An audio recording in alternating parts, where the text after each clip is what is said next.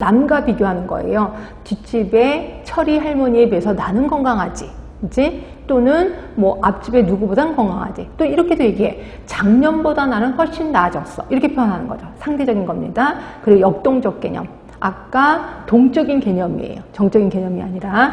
그리고 니은번에는 인상적인 관점보다는 기능적인 관점으로 본다는 거죠. 이게 뭔 소리냐면 내가 팔다리가 없는 사람이야. 그러면 임상적으로 볼 때 저 사람 환자네 라고 보잖아요. 근데 내가 비록 팔다리가 없지만 그림을 그릴 때 입에다 붓을 놓고 입으로 그림을 그려. 그럼 나는 기능을 잘하고 있잖아요. 그럼 나는 건강한 거다라고 보는 거죠. 결국 지역사회는 임상적인 관점으로 보진 않아. 이 사람이 기능을 잘해. 그럼 건강하고 보는 거야. 근데 이 사람이 팔다리가 멀쩡한데 하루 종일 누워만 있어. 이 사람은 기능적으로 불건강한 거네 라고 본다는 거죠. 하여튼 지역사회는 이렇게 건강을 보고 있습니다. 자, 디귿번을 보시면 인간을 대상으로 건강을 정의하기보다는 지역사회나 인구 집단의 건강을 더 중요시 여긴다는 거예요. 결국 지역사회는요, 한 개인이 암 환자야. 그런 거 별로 신경 안 써요. 그러나 우리 지역에 콜레라가 발생이 됐어. 우리 지역에 코로나가 발생이 됐어. 이게 더 중요하다는 거죠.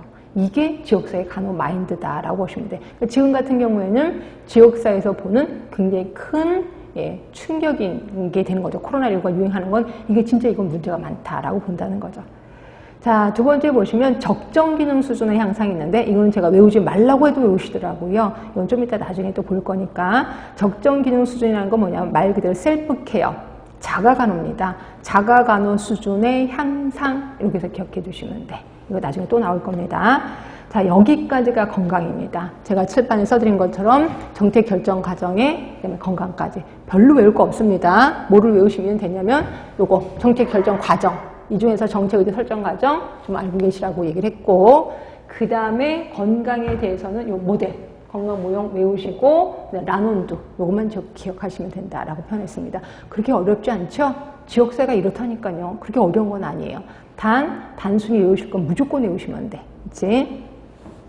자, 그러면 조금 어려운 거 들어가겠습니다. 건강 형평성 얘기를 좀 할 건데요. 자, 형평성이라는 단어가 나와요. 형평성이라는 단어가 나오면 이건 두 개의 단어가 합쳐졌다고 보시면 돼.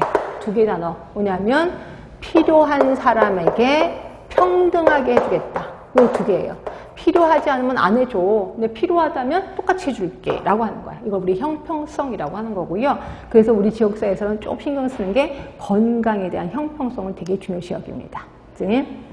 자, 건강권. 아까 제가 건강할 권리가 있다라고 표현한 걸 건강권이라고 하는 거고요. 이 건강권은 내가 돈이 없어. 그래도 나 건강할 권리가 있어. 그럼 그 권리를 누가 충족시켜줘야 돼? 국가가 충족을 시켜줘야 된다. 이렇게 보시면 되고, 그러면 진짜 국가가 치료해줘요? 나 아프지 않은데? 아픈데 돈도 없는데? 치료해줍니다. 그래서 여러분들이 만약에 내가 막 심하게 간이 나빠. 그래서 복수가 찼어. 근데 고칠 돈이 없어. 그러면 길거리 가다가 쓰러지세요. 쓰러져 있잖아요. 그럼 경찰이 와요. 그러고 나서 당신 돈도 없어요? 그럼 치료해줄게요. 그래서 국가가 치료를 해줍니다.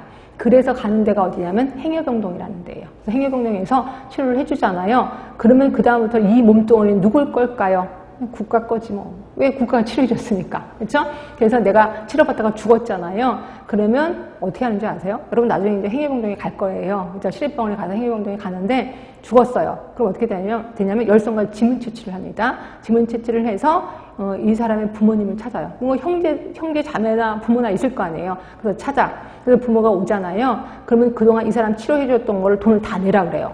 그럼 돈이 없잖아요. 돈 없어서 못 내겠는데요. 그러면 시체 포기 각서를 쓰게 해요. 그래서 시체 포기 각서를 쓰고 요 CC는 어떻게 할까요? 국가 거라 그랬잖아요.